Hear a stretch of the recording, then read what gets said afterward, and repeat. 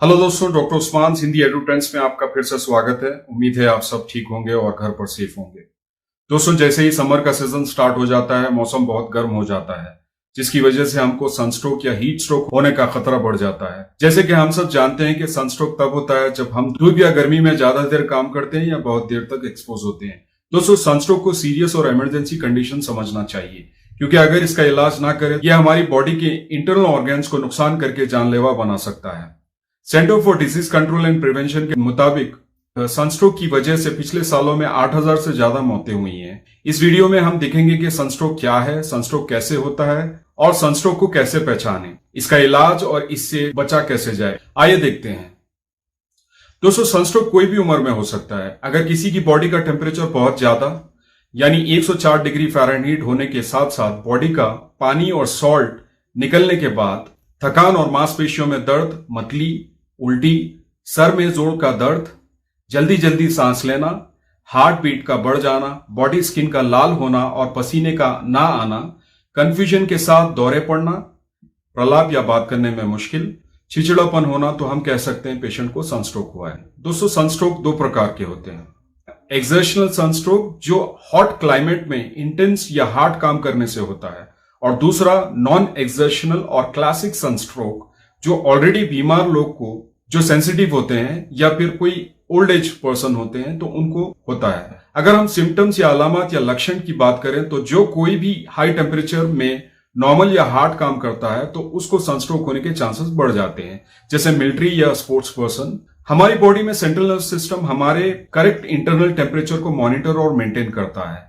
छोटे बच्चे और बड़े बुजुर्ग सनस्ट्रोक को बहुत सेंसिटिव होते हैं, क्योंकि छोटे बच्चों में अभी सीएनएस उतने अच्छे से फॉर्म नहीं होता, और बड़े बुजुर्ग जो 65 साल से ज्यादा उम्र के होते हैं उनमें अच्छे से काम करना बंद कर देता है। दोस्तों, मेडिकेशंस, कुछ मेडिकेशन सनस्ट्रोक होने के दुगने रिस्क पैदा कर देते हैं, जैसे वैसोकंस्ट्रिक्टर्स या वो मेडिसिन जो हमारे खून की नसों को सुकड़ा देते हैं, बीटा ब्लॉकर जो एड्रेनलिन हार्मोन को ब्लॉक कर देते हैं, जिससे ब्लड प्रेशर रेगुलेशन होने में बॉडी को दिक्कत आती है, डाययूरेटिक या ऐसी मेडिसिन जो हमारी बॉडी से सोडियम और वाटर को निकाल देती है। उसी तरह डिप्रेशन में ली जाने वाली मेडिसिन भी सनस्ट्रोक होने के चांसेस को बढ़ा देती है। दोस्तों, अगर हम गर्म हवा या जिसको हम गर्म लू या हीट वेव कहते हैं, अगर सडनली इससे एक्सपोज होते हैं तब भी सनस्ट्रोक होने का खतरा बढ़ जाता है। दोस्तों, अगर आपकी नींद बराबर नहीं होती तब भी सनस्ट्रोक हो सकता है। जिन लोगों में ऑलरेडी हार्ट, किडनी, लंग्स की बीमारियां होती हैं या मोटापा या गैस्ट्राइटिस होता है, उनको भी सनस्ट्रोक हो सकता है।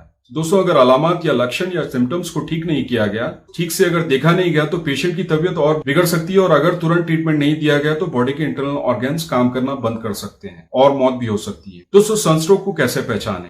मेडिकल प्रोफेशनल्स कोई भी पर्सन की हेल्थ हिस्ट्री, अपीयरेंस और डिस्कशन करने के बाद सनस्ट्रोक को पहचानने की कोशिश करते हैं, और कभी कभी मेडिकल टेस्ट भी करवाए जाते हैं ताकि ज्यादा नुकसान से बचा जाए। मेडिकल टेस्ट जैसे ब्लड टेस्ट जो हमारे खून में पाई जाने वाली गैसेस, पोटेशियम और सोडियम को चेक करते हैं और हमारे सेंट्रल नर्वस सिस्टम के नुकसान का पता लगाते हैं। यूरिन टेस्ट जिसमें डार्क कलर का यूरिन पेशेंट का हीट से इफेक्ट होने की साइन दिखाता है। मसल टेस्ट जो कंफर्म करता है कि हमारे मसल्स को कोई नुकसान हुआ है, या फिर एक्सरे या एमआरआई जो हमारे अंदर के वाइटल ऑर्गन्स के नुकसान का पता लगाने में हमारी मदद करते हैं। दोस्तों, सनस्ट्रोक का ट्रीटमेंट कैसे किया जाए? सबसे पहले हमारा असल मकसद पेशेंट के हाई बॉडी टेम्परेचर को कम करना या नॉर्मल करने का होगा, ताकि हम ज्यादा से ज्यादा नुकसान से पेशेंट को बचा सकें। जितनी जल्दी हो सके मेडिकल प्रोफेशनल्स की हेल्प लेना जरूरी है, क्योंकि बहुत जल्दी पेशेंट्स की हालत बदल जाती है। ठंडे पानी से स्पॉन्जिंग और नॉर्मल पंखे की हवा फायदेमंद रहेगी, जिससे बॉडी ठंडी रहेगी। कूलिंग ब्लैंकेट्स में पेशेंट को व्रैप करके बॉडी के ऐसे हिस्से जहां से खून की बड़ी नसें गुजरती हैं, जैसे कि बगल, आर्मपिट, नेक, हिप्स और पीठ या बैक को कंटिन्यूसली स्पॉन्जिंग करें, जो बॉडी टेम्परेचर का कम होने में मदद करते हैं। अगर बॉडी टेम्परेचर कम नहीं होता है तो पेशेंट को डॉक्टर की एडवाइस के बाद कुछ मसल रिलैक्टेंस भी दी जा सकती है, जिससे बॉडी ठंडी चीजें यूज करने पर शिवर नहीं होगी। दोस्तों, सनस्ट्रोक से कैसे बचा जाए? दोस्तों, सनस्ट्रोक जानलेवा हो सकता है अगर हम इसको अंडर एस्टिमेट ना करें, और अगर सावधान रहें तो हम इसको अवॉइड भी कर सकते हैं। धूप से बचें। जी हाँ दोस्तों, अगर आपको कोई जरूरी काम हो तब सर पर टोपी लगाकर, बॉडी पर नेचुरल सनस्क्रीन लगाकर आप बाहर निकल सकते हैं, लेकिन कोशिश करें कि आप धूप से बचें।